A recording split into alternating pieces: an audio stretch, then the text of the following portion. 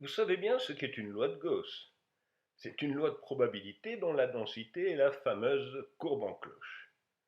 Cela n'a pas toujours été le cas. Il fut un temps où la loi de Gauss était une véritable loi de la nature. Oh, ce temps n'est pas si éloigné. C'était le temps d'Émile Borel, il y a un siècle seulement. Voici comment Borel, dans les éléments de la théorie des probabilités, enseignait la loi de Gauss. La loi de Gauss consiste en ce que la probabilité pour que cette erreur soit comprise entre x et x plus dx est égale à la formule que vous connaissez, k étant une constante que l'on appelle précision du mode de mesure employé.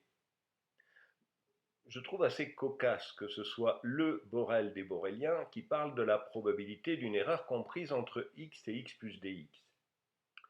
Une autre remarque est que la précision k de Borel est l'inverse de notre écart-type multiplié par racine de 2.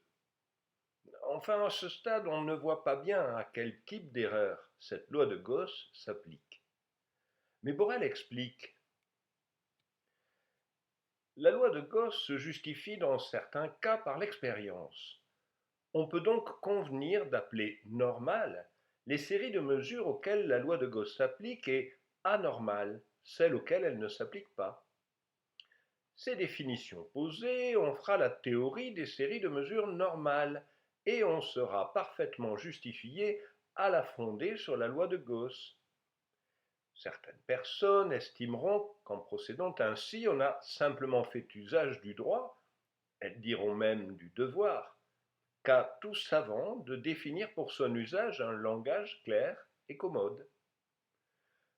D'autres personnes moins bien intentionnées remarqueront sournoisement qu'en définissant la loi de Gauss comme la loi qui s'applique aux séries de mesures auxquelles la loi de Gauss s'applique, on ne fait pas beaucoup avancer le schmilblick. Ce serait faire injure à Borel, il est conscient d'un problème de fond. Mettons que la loi de Gauss s'applique à une série de mesures. Si on transforme les mesures par une fonction donnée, la loi de Gauss n'est plus vraie, sauf si la transformation est affine, ou si les erreurs sont petites. Observons enfin que si l'on remplace x par une fonction de x, la forme analytique de la loi se trouve modifiée. D'ailleurs, lorsque les erreurs sont petites, la formule de Gauss conserve sa forme à la première approximation. On peut trouver une confirmation a posteriori de la loi de Gauss dans une propriété d'invariance que l'on peut énoncer comme suit. Lorsque les erreurs commises sur les mesures de plusieurs quantités satisfont à la loi de Gauss, il en est de même de l'erreur commise sur la somme, si l'on prend pour valeur de la somme des valeurs de mesure. Ah, ben voilà une justification. C'est l'invariance par somme de variables indépendantes, ouais, même si la notion d'indépendance reste implicite.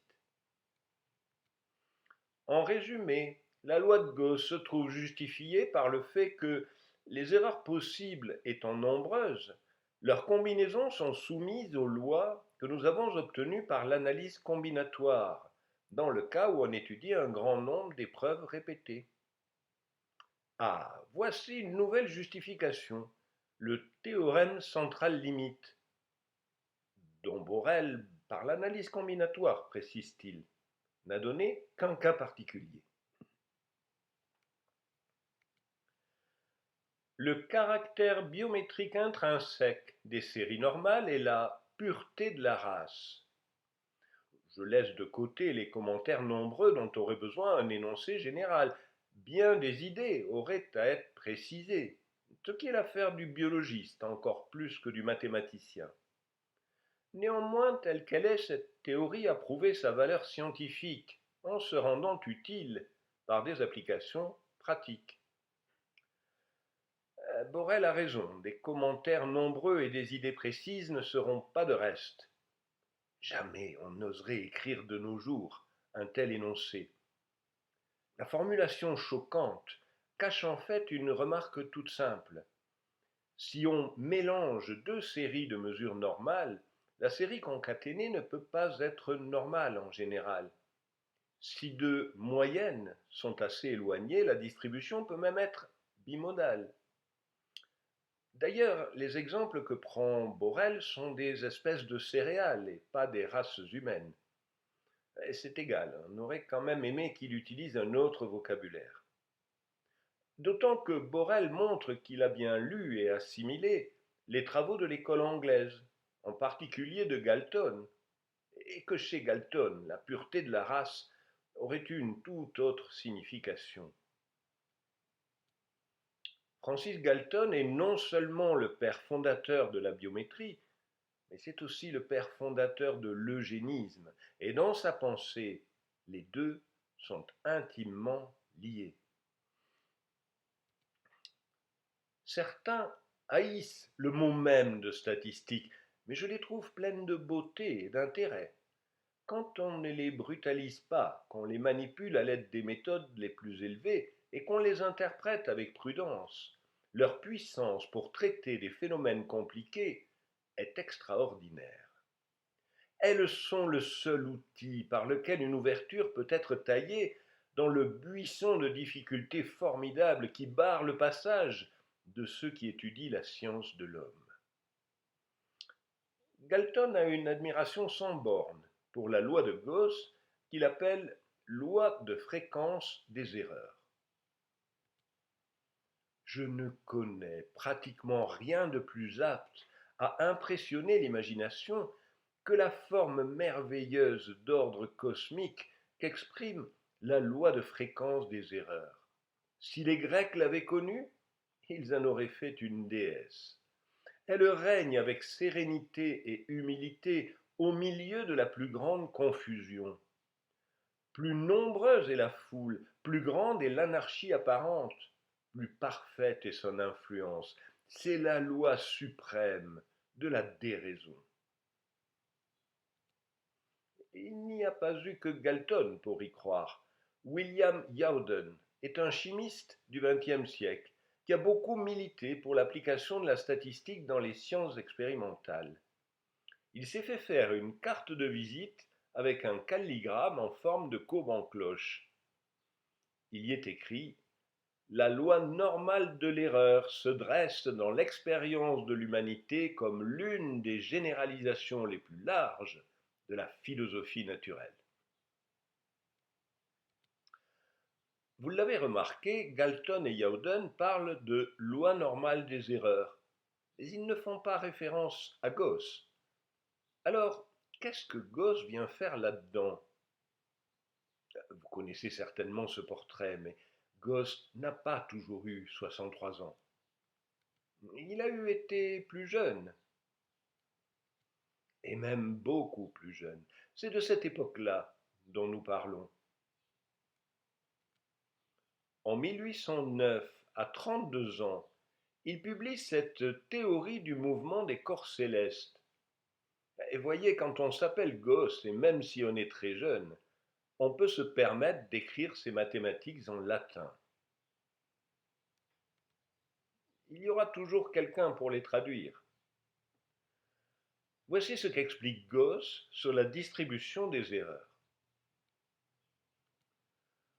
On regarde en effet comme un axiome l'hypothèse que si une quantité a été déterminée par plusieurs observations immédiates, effectuées dans les mêmes circonstances et avec un même soin, la moyenne arithmétique entre toutes les valeurs observées donne la valeur la plus probable de cette quantité, sinon en toute rigueur, au moins cependant d'une manière très approchée, de telle sorte que le plus sûr est toujours de s'y tenir.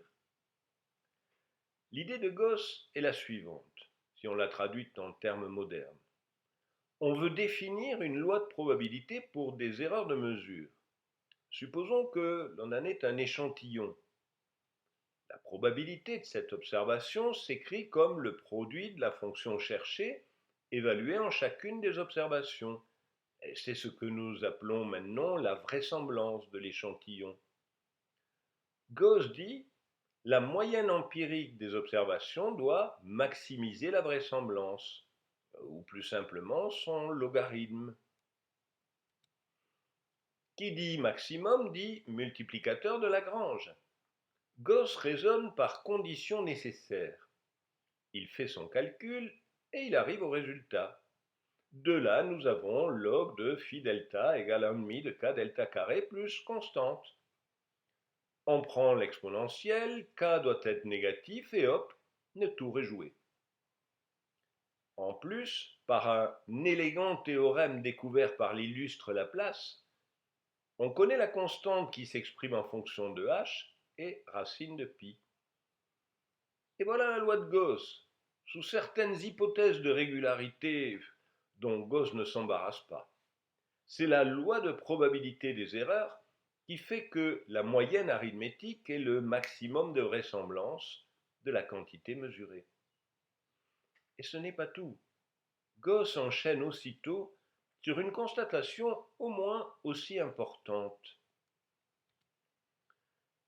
Puisqu'on a maintenant l'expression explicite de la vraisemblance, on voit qu'elle s'écrit comme exponentielle de moins une somme de carrés. Donc, pour que l'exponentielle soit maximum, il faut que la somme de carrés soit minimum. C'est pourquoi le système le plus probable des valeurs des inconnus sera celui dans lequel la somme des carrés des différences entre les valeurs observées et calculées des fonctions est un minimum. Ça, c'est le principe des moindres carrés.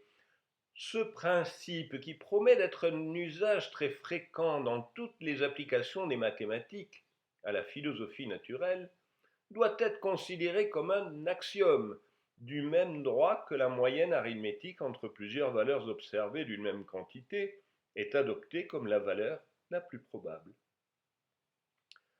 En quelques pages, Gauss a obtenu par conditions nécessaires la loi normale et le principe des moindres carrés. Il n'y a qu'une chose à ajouter, chapeau l'artiste. Et encore, il n'a pas tout dit.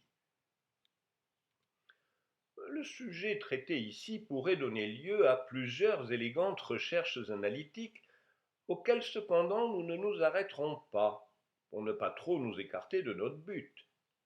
Par la même raison, nous devons réserver pour une autre occasion l'exposition des moyens par lesquels le calcul numérique peut être réduit à l'algorithme le plus expéditif.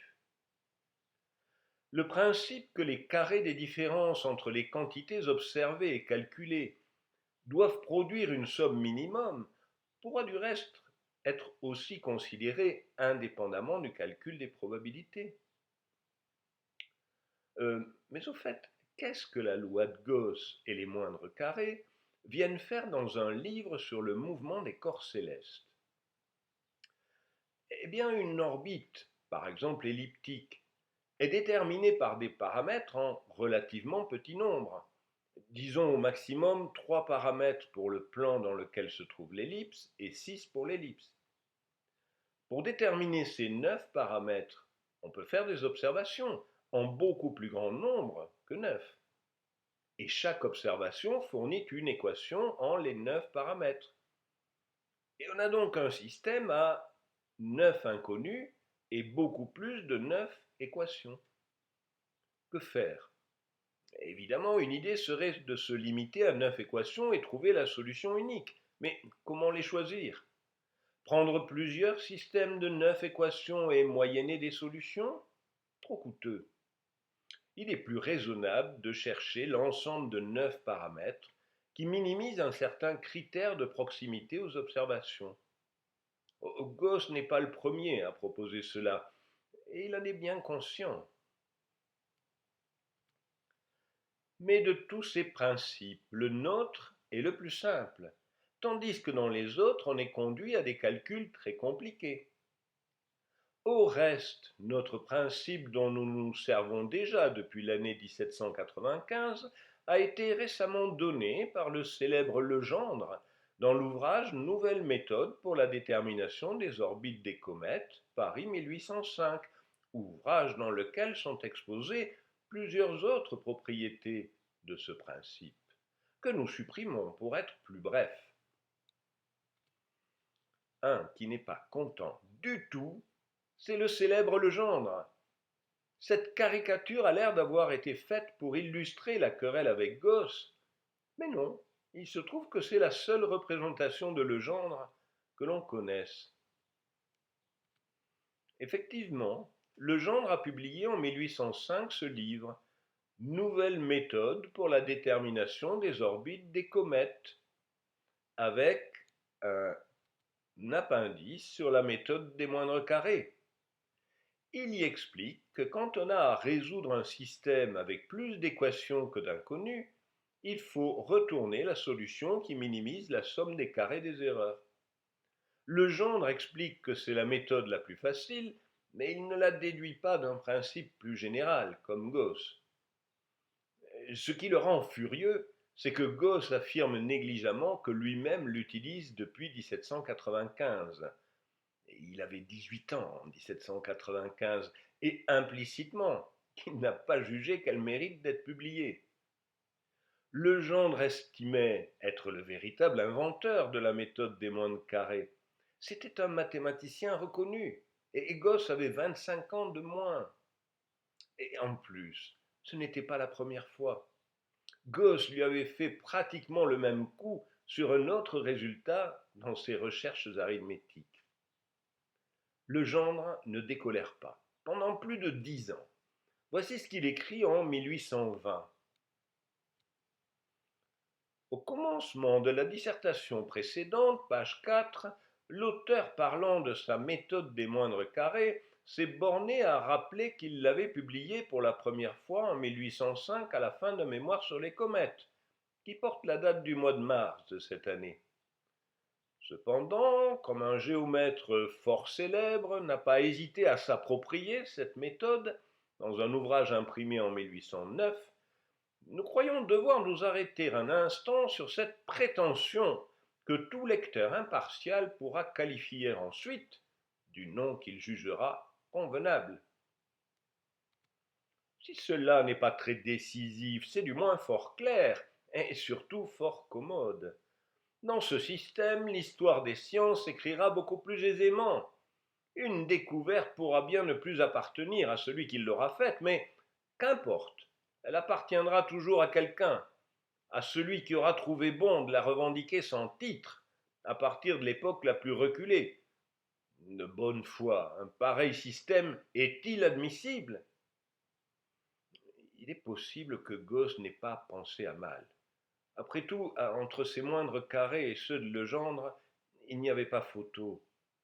En plus, en 1809, il perd coup sur coup sa femme, un de ses fils et son père.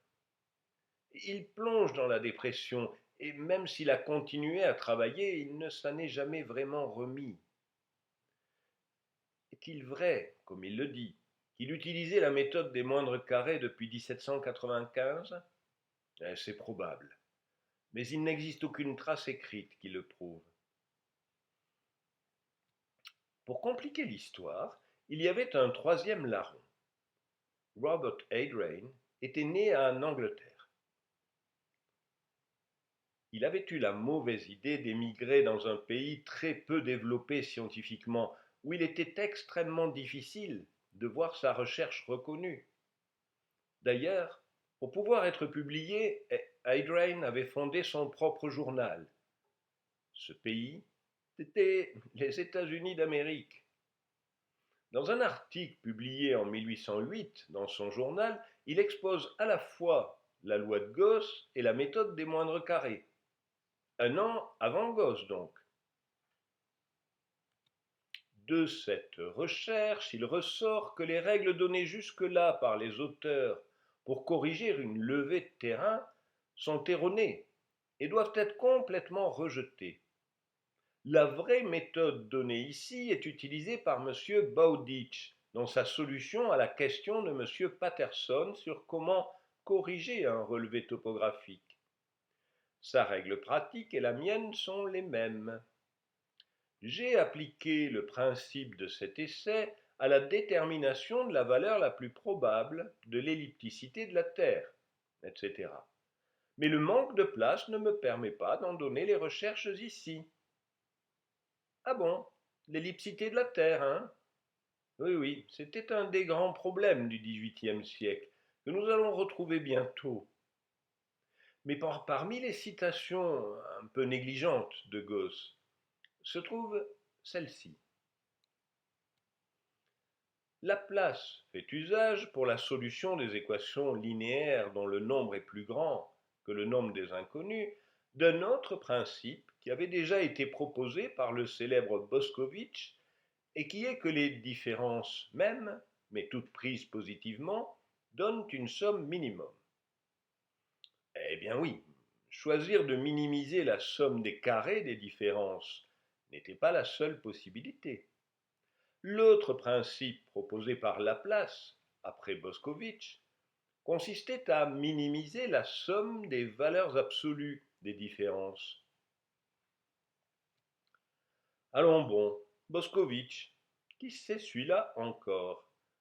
Le nom est francisé, il était originaire de Raguse, qu'on appelle maintenant Dubrovnik, en Croatie. Clairaut en pensait beaucoup de bien. Il y a bien longtemps, mon très cher et respectable ami, que je vous dois des remerciements pour le plaisir que vous m'avez fait en m'adressant le père Boscovitch. C'est un des plus aimables hommes que j'ai connus, et je ne puis le comparer qu'à vous pour la réunion du savoir et des qualités sociales. Nous nous sommes vus très souvent, et je l'ai lié avec tous mes amis qui en ont tous pensé comme moi. Euh, les amis de Clairaut, peut-être, mais pas tout le monde. Nous avons envoyé à Paris le père Boscovitch, jésuite ragusin, mathématicien assez célèbre et le plus grand visionnaire du monde. Un homme qui parle pour 10, bavarde, ennuie et assomme tout le monde par son babil éternel et ses discours inutiles. Je suis curieux de savoir comment il sera reçu par vos savants. Il est ami de la Condamine. Ce sont deux cerveaux hétérogènes qui s'accordent parfaitement pour penser des extravagances et pour parler beaucoup. Charles-Marie de la Condamine doit sa célébrité à son expédition au Pérou. Ce que l'on appelait le Pérou à l'époque recouvrait l'Équateur, le Pérou et la Bolivie actuelle. À l'époque, c'était encore une colonie espagnole. Quel était l'enjeu? Dans les Principia, à la fin du siècle dernier, Newton, en se basant sur ses calculs de mécanique, avait prédit que la Terre devait être non pas sphérique, mais en forme d'ellipse, aplatie au pôle. Au XVIIIe siècle, le monde savant s'était passionné pour la vérification de cette prédiction de Newton et pour le calcul de l'ellipticité de la Terre. Le principe était simple. Si Newton a raison, un degré de méridien à l'équateur doit être plus court qu'un degré de méridien au pôle. Sauf que c'est beaucoup plus facile à dire qu'à faire. Dans les années 1730, l'Académie royale des sciences avait envoyé deux expéditions, une en Laponie, l'autre au Pérou. L'expédition à l'équateur a duré 10 ans. Vous voyez la carte qui a été relevée de la province de Quito. Cette carte couvre plusieurs centaines de kilomètres de régions montagneuses. C'est difficilement distinguable au milieu, mais il y a une triangulation représentée. Cette triangulation a duré plusieurs années. Le relevé des repères par rapport aux étoiles aux deux extrémités de la triangulation a duré encore plus longtemps. Entre-temps, il y a eu des meurtres, du trafic d'or, des procès, de quoi fournir la matière d'un roman entier.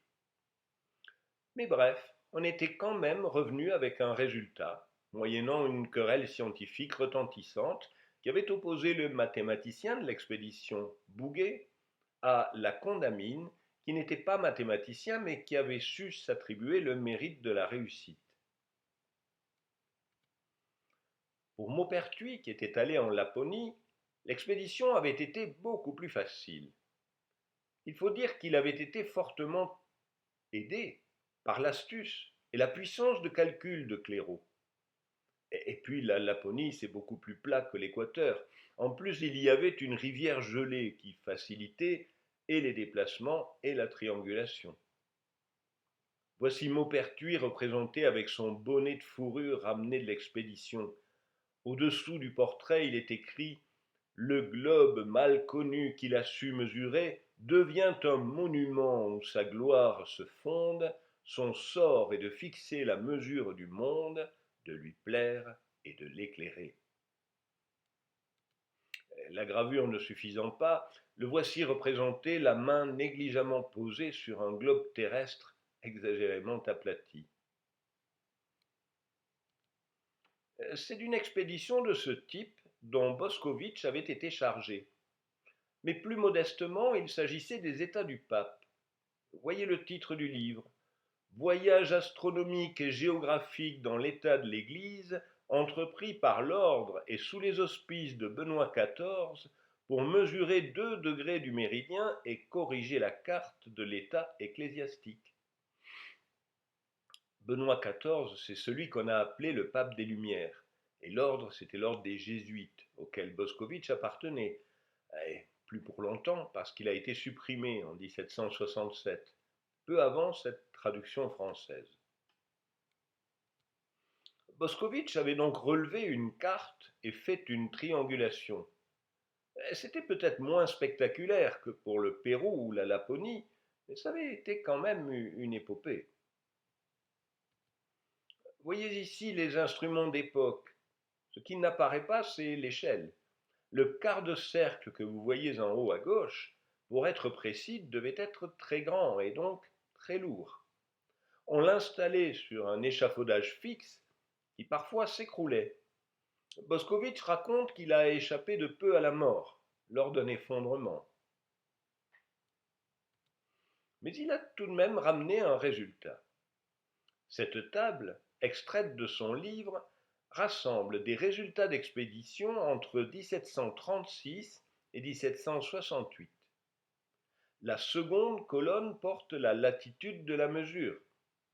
La plus au nord est de 66 degrés pour l'expédition en Laponie de Maupertuis, 0 degré c'est l'expédition en Équateur de la Condamine, tout en bas vous voyez 33 degrés méridionaux, c'est-à-dire dans l'hémisphère sud, par l'abbé de la Caille, aux alentours de la ville du Cap.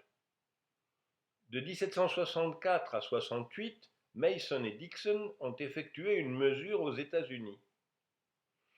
Comme vous le voyez, la mesure la plus longue est celle de Laponie, la plus courte, celle de l'Équateur. Donc, Newton avait bien raison. Avec toutes ces mesures, on doit pouvoir calculer précisément l'ellipticité de la Terre, c'est-à-dire trouver par exemple le grand axe et le petit axe. Voici le problème.